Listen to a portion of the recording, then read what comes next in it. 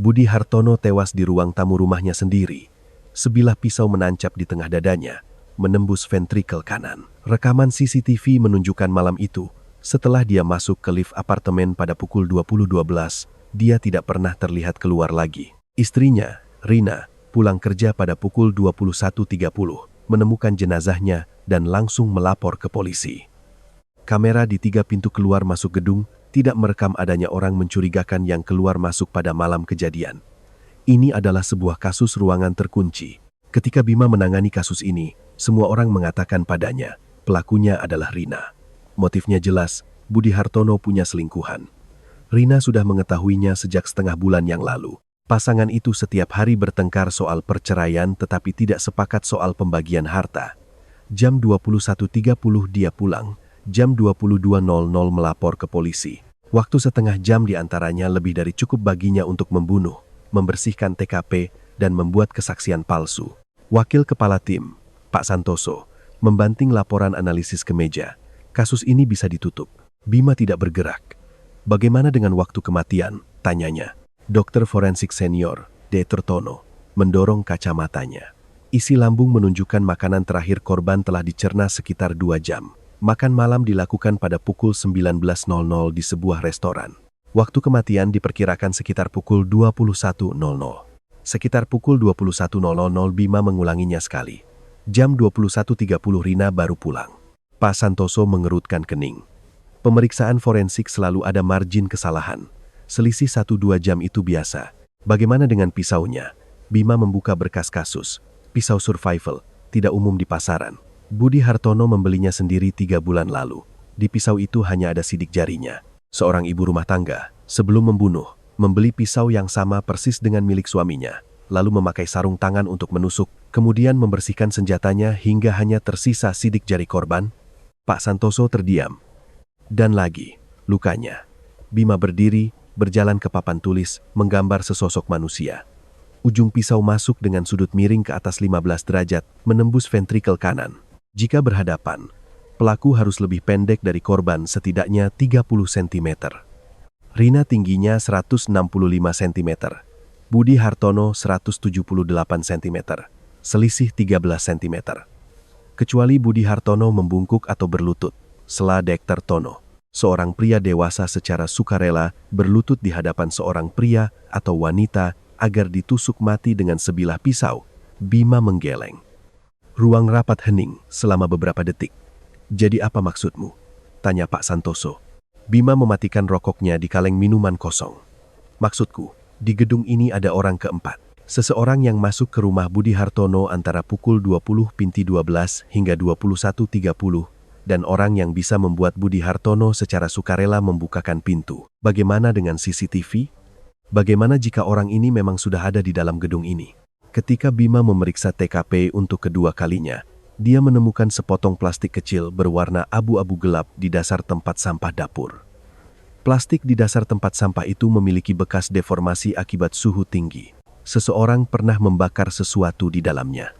Potongan plastik itu adalah bagian dari sebuah kabel tie. Di pergelangan tangan Budi Hartono, ada bekas memar yang ditinggalkan oleh ikatan kabel tie. Jadi, Budi Hartono diikat kedua tangannya, berlutut di tanah, dan ditusuk mati dengan sebilah pisau. Pelaku telah membakar kabel tie itu, membersihkan abunya, membersihkan sidik jari di gelas air, lalu menghilang. Bima membuka jendela dapur, mencondongkan tubuhnya keluar. Lantai 16. Di pipa pembuangan air hujan ada bekas gesekan baru. Di sudut dinding gedung, ada sebuah ceruk arsitektur selebar 20 cm, sama sekali tidak terlihat dari bawah. Seseorang dengan keterampilan panjat tebing profesional bisa menggunakan tali untuk turun dari atap ke lantai 16. Setelah melakukan kejahatan, dia bisa kembali melalui jalan yang sama. Dia segera menyelidiki informasi penghuni seluruh gedung. Di lantai 18, ada seorang tukang reparasi listrik dan air bernama Agung. Di punggung tangan kirinya, di sela-sela ibu jarinya, ada sebuah bekas luka. Bentuknya sangat cocok dengan bekas goresan dari tepi kabel tie. Dia bilang itu karena tergores saat bekerja. Bima memeriksa latar belakang Agung. 3 bulan lalu, Agung membeli tali panjat, karabiner, dan sarung tangan di toko peralatan outdoor yang sama. Di toko itu juga, Budi Hartono membeli pisau tersebut. Agung dan Budi Hartono sama sekali tidak memiliki catatan hubungan sosial langsung. Tetapi Bima memperhatikan hal lain. Agung punya seorang adik perempuan bernama Wulan. Setahun yang lalu, Wulan ditabrak oleh sebuah SUV hitam di Jalan Sudirman dan menjadi koma. Sampai sekarang belum sadar. Sopir yang menabrak melarikan diri. Kasus itu, karena kurangnya bukti, sampai sekarang belum terpecahkan. Bima membuka kembali berkas kasus tahun lalu. Saat kecelakaan terjadi, Wulan sedang menyeberang di zebra cross. Saksi mata mendeskripsikan mobil penabrak adalah SUV hitam, tidak terlihat jelas plat nomornya. CCTV hari itu kebetulan rusak. Satu-satunya barang bukti adalah serpihan kaca spion kanan yang ditemukan di TKP. Di serpihan itu ada sisa cat. Kode catnya adalah warna eksklusif dari sebuah merek SUV impor. Merek mobil itu di seluruh kota hanya ada 3. Dan pemilik salah satunya bernama Budi Hartono. Bima merasakan hawa dingin menjalari tulang punggungnya. Dia bukan sedang memecahkan kasus pembunuhan baru. Dia sedang memecahkan kelanjutan dari sebuah kasus tabrak lari dari tahun lalu. Bima merangkai semua petunjuk, memberikan sebuah kesimpulan yang tampak logis. Agung balas dendam untuk adiknya, menciptakan sebuah pembunuhan yang sempurna. Tapi dia selalu merasa ada yang salah. Masalah terbesarnya adalah waktu. Jika Agung pelakunya, dia harus menyelesaikan kejahatannya setelah Budi Hartono pulang dan sebelum Rina kembali. 20,12, Budi Hartono masuk lift, sekitar 20,15 sampai di rumah. 21.333 Rina pulang. Di antaranya ada 1 jam 15 menit. Cukup waktu, cukup, tapi ada satu detail yang tidak cocok. Di tangkapan layar CCTV saat Budi Hartono masuk lift, dia mengenakan jaket abu-abu gelap, resletingnya terbuka. Di bagian perutnya ada bayangan kabur yang tidak rata. Bima selalu mengira itu karena ada sesuatu yang diselipkan di dalam jaket. Tapi saat melihat lebih teliti, dia menyadari posisi bayangan itu bukan di permukaan jaket, melainkan di dalam. Di dalam baju Budi Hartono diselipkan sesuatu. Sesuatu yang perlu ditutupi dengan jaket. Bima memperbesar tangkapan layar itu, menatapnya lama. Garis bayangan itu tidak rata, melainkan sedikit melengkung, seperti bentuk sebuah kantong es. Dia terlonjak, langsung menelepon DR Tono. Budi Hartono sebelum meninggal punya riwayat berobat tidak. Dalam seminggu terakhir, di poli mana saja. 15 menit kemudian Dr. Tono menelepon kembali. Ada. 3 hari sebelum kejadian, Budi Hartono ke puskesmas untuk USG perut. Hasil diagnosisnya pankreatitis akut. Dokter sudah meresepkan obat dan menyarankan rawat inap, tapi dia menolak. Pankreatitis akut, sakit perut hebat, kadang-kadang membuat orang menggigil seluruh badan, berkeringat dingin. Budi Hartono memakai jaket di bulan Agustus bukan karena ingin menyembunyikan sesuatu, tapi karena dia kedinginan. Dia menelepon Rina bilang sedikit kedinginan bukan karena kehilangan darah, tapi karena pankreatitisnya kambuh. Bima bersandar di kursi, otaknya berputar menghitung. Jika malam kejadian Budi Hartono sedang dalam fase akut pankreatitis, kemampuan bergeraknya akan sangat berkurang. Seseorang yang sakit perut hingga tak tertahankan tidak mungkin diikat kedua tangannya, lalu berlutut di tanah. Dia bahkan tidak bisa berdiri tegak. Lalu bagaimana menjelaskan sudut lukanya? Sudut miring ke atas 15 derajat. Jika Budi Hartono berlutut, pelaku duduk. Tapi jika Budi Hartono tidak berlutut, melainkan berbaring, Bima menghitung ulang. Seseorang berbaring di lantai, pelaku duduk di atasnya, membungkuk dan menusuk. Sudut pisaunya berapa? Dia meminjam manekin dari DR Tono dan mencobanya sendiri. Telentang. Pelaku duduk di pinggangnya, membungkuk, menusuk lurus ke bawah. Sudut lukanya hampir 90 derajat. Tidak benar. Tapi jika pelaku tidak duduk di atasnya, melainkan berlutut di atas kepala korban, membungkuk, ujung pisau menghadap ke bawah menusuk ke arah kaki. Dia mencoba posisi ini. Sudut pisau yang masuk ke dada kira-kira 15 derajat, dari atas ke bawah, dari kepala ke arah kaki. Cocok 100% dengan laporan otopsi. Budi Hartono dibunuh saat sedang berbaring. Pelaku berlutut di atas kepalanya dan menusuk jantungnya. Apa artinya ini? Artinya, sebelum meninggal, Budi Hartono telah kehilangan kemampuan untuk melawan. Dia mungkin telah dibius, dipukul pingsan, atau karena pankreatitisnya kambuh hingga tidak bisa melawan. Tapi bagaimana dengan cable tie? Seseorang yang sudah tidak bisa melawan, kenapa masih perlu diikat kedua tangannya? Kecuali, cable tie itu bukan untuk mengendalikannya, tapi untuk tujuan lain. Di benak Bima tiba-tiba melintas sebuah pikiran. Dia membuka foto bekas memar di pergelangan tangan Budi Hartono. memperbesarnya dan memeriksanya lagi. Bekas-bekas ikatan dengan jarak yang teratur itu memang mirip dengan bekas kabel tie. Tapi ada satu detail yang sebelumnya dia abaikan. Posisi memar. Bekas memar kabel tie seharusnya berada di bagian terkecil pergelangan tangan. Tapi memar Budi Hartono berada sedikit di atas pergelangan tangan, di dekat lengan bawah, bagian yang lebih besar. Kabel tie untuk mengikat di posisi ini harus sangat kencang, hingga menancap ke dalam daging. Ini tidak logis. Mengendalikan seseorang tidak perlu seerat itu. Ikatan seerat ini, satu-satunya penjelasan adalah kabel tie itu bukan untuk mengendalikan Budi Hartono, tapi untuk memfiksasinya. Memfiksasi seseorang yang sudah tidak bisa bergerak agar mempertahankan posisi tertentu saat dibunuh. Tangan Bima mulai gemetar, bukan balas dendam, bukan pembunuhan karena emosi. Ini adalah sebuah ritual. Seseorang telah menggunakan kabel tie untuk memfiksasi Budi Hartono dalam posisi tertentu saat dia masih hidup, lalu menusuknya hingga tewas. Dan posisi ini sama persis dengan posisi Wulan saat ditabrak setahun yang lalu. Saat Wulan ditabrak, dia sedang berdiri di zebra cross, menghadap ke arah mobil yang melaju. Bima, dengan membawa surat perintah penggeledahan, untuk ketiga kalinya memasuki gedung nomor 7. Kali ini dia tidak ke lantai 16 atau 18. Dia naik ke lantai 17. Kamar 1702, apartemen yang telah kosong selama lebih dari setahun. Dia menggunakan kunci cadangan dari manajemen gedung untuk membuka pintu. Di dalam sangat bersih, bersih secara tidak wajar. Sebuah rumah kosong selama setahun seharusnya penuh debu. Tapi yang ini tidak. Lantainya dipel dengan hati-hati. Jendela tertutup rapat. Di udara tercium samar-samar bau desinfektan. Di sudut ruang tamu, ada sebuah freezer kecil yang menyala. Bima membuka freezer itu. Di dalamnya kosong, tapi di dinding bagian dalam freezer ada noda merah gelap melingkar. Seperti ada sesuatu yang pernah diletakkan di sana, mencair, lalu meresap ke dalam. Dia berjongkok, mengambil sampel dengan kapas lidi. Kemudian dia masuk ke kamar tidur.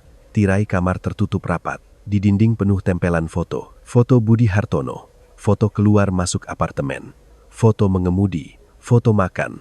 Foto bersama wanita lain itu. Di antara foto-foto itu dihubungkan dengan benang merah, padat seperti jaring laba-laba raksasa.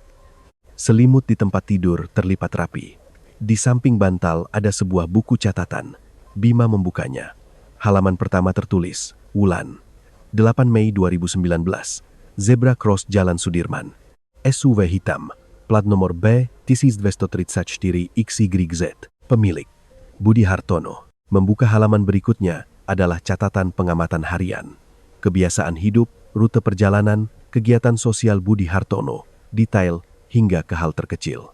Dicatat selama 11 bulan, halaman terakhir pada tanggal kejadian, hanya ada satu kata, hari ini. Bima menutup buku itu, menekan nomor menelepon seorang polisi muda bernama Doni. Di kamar 3702 ada penemuan besar, panggil tim teknis forensik segera, dan lagi, periksa siapa pemilik kamar 1702. Dan dalam setahun terakhir, siapa saja yang pernah keluar masuk apartemen ini. Di seberang sana terdengar suara ketikan keyboard, lalu hening sejenak. Pak Bima, suara Doni sedikit tegang. Pemilik kamar 1702 bernama Anton Wijaya, 67 tahun, pensiunan guru. Apartemen ini dibelinya untuk rumah pernikahan putranya. Setelah putranya ke luar negeri, dibiarkan kosong. Tapi biaya layanan manajemen apartemen ini selama setahun terakhir dibayar oleh Rina. Tangan Bima berhenti. Dan lagi, lanjut Doni. Pengacara yang mewakili kasus perceraian Rina dan Budi Hartono bernama Bagus Wijaya, putra Anton Wijaya. Bima memejamkan mata. Semua kepingan puzzle mulai tersusun kembali, tapi gambarannya sudah berbeda. Di ruang interogasi, Rina duduk di hadapan Bima. Dia mengenakan mantel gelap yang elegan, rambutnya ditata rapi, ekspresinya tenang. Rina, kamu kenal Agung? Bulu matanya sedikit bergetar, tapi dengan cepat kembali tenang. Tidak kenal. Tukang reparasi di lantai 18. Kamu kenal dia? Tidak kenal. Lalu Bagus Wijaya, pengacaramu. Tahu ayahnya, Anton Wijaya, punya apartemen kosong di lantai 17. Kamu selalu membayarkan biaya layanannya. Kenapa? Rina terdiam lama. Bima tidak mendesaknya. Karena apartemen itu, akhirnya dia angkat bicara. Suaranya sangat pelan. Saya yang pakai. Untuk apa? Dia tidak menjawab. Bima mengeluarkan buku catatan itu dari mapnya, membukanya dan meletakkannya di hadapannya.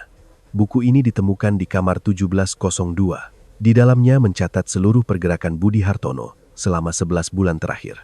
Rina melihat buku itu, pupil matanya sedikit menyusut sejenak. Buku ini milik siapa? Hening.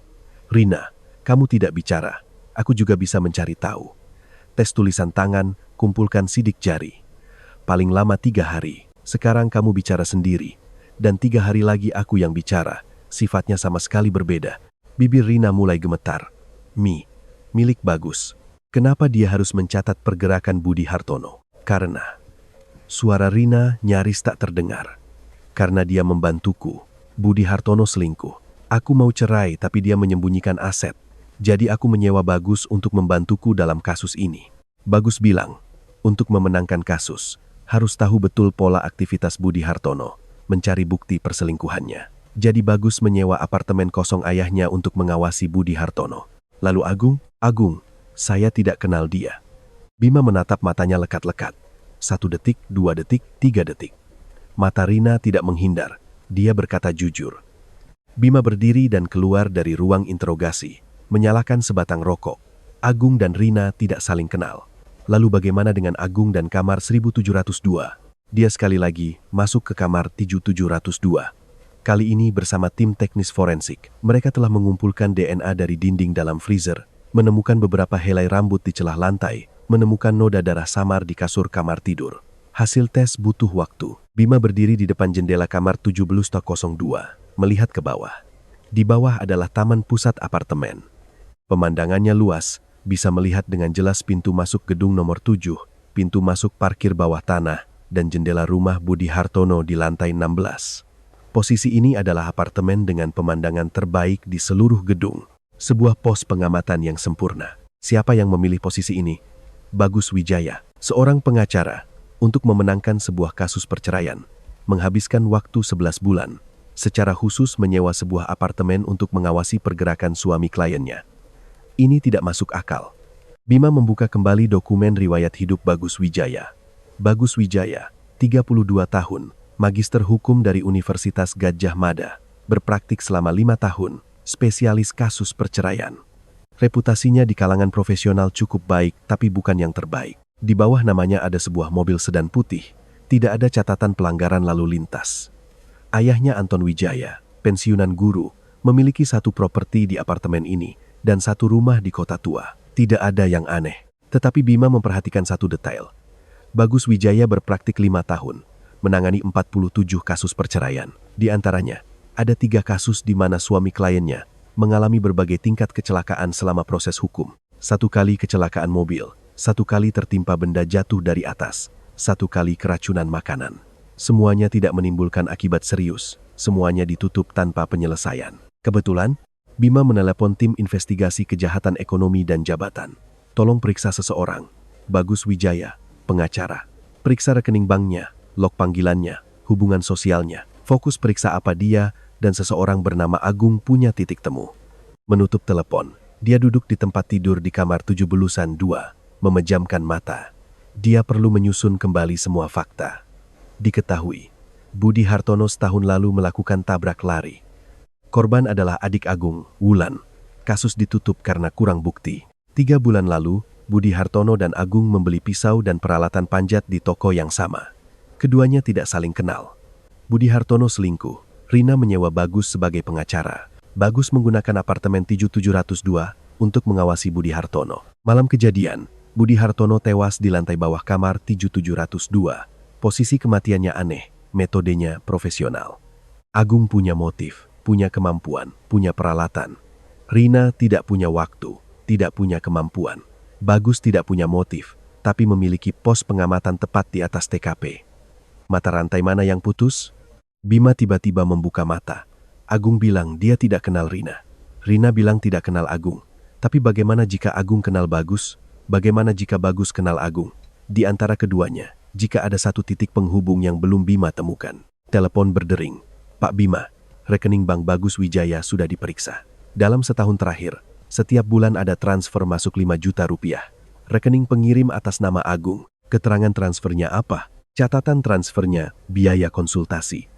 Tangan Bima yang memegang ponsel sedikit mengencang. Biaya konsultasi. seorang tukang reparasi.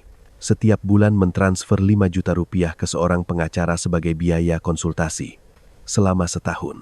Konsultasi apa yang menghabiskan 60 juta rupiah? Dan lagi, suara di seberang melanjutkan. Kami sudah mengekstrak log panggilan antara Bagus dan Agung. Dalam setahun terakhir, frekuensi panggilan mereka sangat tinggi, rata-rata 2-3 kali seminggu. Minggu sebelum kejadian, frekuensi panggilan tiba-tiba meningkat, dari tanggal 6 hingga 8. Dalam 2 hari, mereka saling menelepon 13 kali. Tanggal 8 adalah hari kejadian. Bima bersandar ke dinding, menarik napas dalam-dalam. Bukan Agung sendirian yang merencanakan pembunuhan ini. Seorang pengacara, seorang tukang reparasi, dan seorang istri yang diselingkuhi. 3 orang, masing-masing dengan pikirannya sendiri, di dalam satu gedung telah menenun sebuah jaring. Tapi siapa pemburunya? Siapa mangsanya? Saat Bagus ditangkap, dia sedang merapikan berkas kasus di kantor hukumnya. Dia mengenakan setelan jas abu-abu gelap, rambutnya ditata rapi, ekspresinya tenang hingga nyaris dingin. Lampu di ruang interogasi sangat terang, menyinari wajahnya tanpa bayangan. Bagus, apa hubunganmu dengan Agung? Klien lama. Dia pernah konsultasi beberapa masalah hukum. Konsultasi apa? Kompensasi kecelakaan lalu lintas. Kasus Wulan. Wajah Bagus akhirnya berubah. Sudut bibirnya sedikit turun, lalu dengan cepat kembali tenang. Kamu kenal Wulan? Saya tahu banyak hal. Bima melemparkan buku catatan ke meja. Ini ditemukan di kamar 70 Solu 2. Buku catatanmu. Bagus melihat buku itu tanpa berkata apa-apa. Kamu bilang kamu menyewa kamar 702 untuk mengawasi Budi Hartono, membantu klien Murina dalam kasus perceraian. Tapi lihat apa yang tercatat di buku ini. Plat nomor, rute perjalanan, jadwal harian, lingkaran sosial Budi Hartono. Ini bukan bukti yang diperlukan untuk kasus perceraian. Ini adalah pengintaian sebelum pembunuhan. Mata Bagus berkedip. Dan lagi, Bima membuka halaman terakhir buku itu. Kamu menulis satu kata hari ini tepat pada tanggal kejadian. Setelah itu, seharusnya kamu menulis hal lain lagi. Tapi kamu merobek halaman itu. Dia mengusap bekas sobekan di halaman terakhir. Halaman yang kau robek itu adalah rencana aksi. Jam berapa beraksi? Masuk lewat mana? Butuh berapa lama untuk membersihkan TKP? Haning, Bagus. Sudah berapa lama kamu dan Agung merencanakannya? Setahun. Bagus mengangkat kepala menatap Bima. Matanya sangat kompleks, bukan takut, bukan marah, tapi sebuah kelegaan. Sesuatu yang belum pernah Bima lihat sebelumnya. Pak Bima, dia membuka mulut, suaranya sangat mantap. Anda tahu siapa Wulan? Adik Agung, dia adalah tunangan saya. Suhu di ruang interogasi seolah tiba-tiba turun beberapa derajat. Kami tadinya berencana menikah Oktober tahun lalu. Rumah juga sudah kami lihat. Di sebelah Jalan Sudirman, sangat dekat dengan kantornya. Suara Bagus tidak ada naik turun, seperti sedang membacakan putusan. Malam tanggal 8 Mei, dia lembur, saya menjemputnya. Saat saya sampai, dia sudah tergeletak di zebra cross. Sopir penabraknya kabur. Saya memeluknya, darah mengalir dari belakang kepalanya, membasahi kemeja saya. Saya memanggil namanya. Dia membuka matanya menatapku tapi tidak bisa bicara apa-apa. Saya mencari selama setahun. Suara Bagus akhirnya retak. Saya mencari Budi Hartono selama setahun. Kamu menemukannya. Dan kemudian kamu memilih untuk menegakkan keadilan sendiri. Di mana keadilan hukum? Bagus tiba-tiba meninggikan suaranya. Kurang bukti, kasus tidak bisa dituntut. Budi Hartono mengeluarkan 300 juta, membawa mobilnya ke bengkel, ganti warna cat, ganti plat nomor baru, lalu kembali mengendarai mobil itu di jalan. Dia menabrak seseorang yang hidup, lalu dia ke bengkel dan seolah tidak terjadi apa-apa. Bima tidak berkata apa-apa. Agung adalah kakak Wulan. Saat dia datang padaku untuk konsultasi, seharusnya aku menghindar dari kasus ini. Tapi aku tidak melakukannya. Suara Bagus kembali tenang. Aku bilang padanya, jalan hukum ini sudah tidak bisa ditempuh lagi. Lalu dia bertanya padaku, lalu jalan apa lagi yang bisa ditempuh? Kamu yang menunjukkan jalan padanya. Aku yang menunjukkan jalan padanya. Jadi kalian merencanakannya selama 11 bulan? Benar. Dan Rina, apa perannya dalam rencana kalian? Bagus terdiam beberapa detik. Dia adalah sebuah kecelakaan. Saat aku menerima kasusnya, aku sama sekali tidak tahu suaminya adalah Budi Hartono.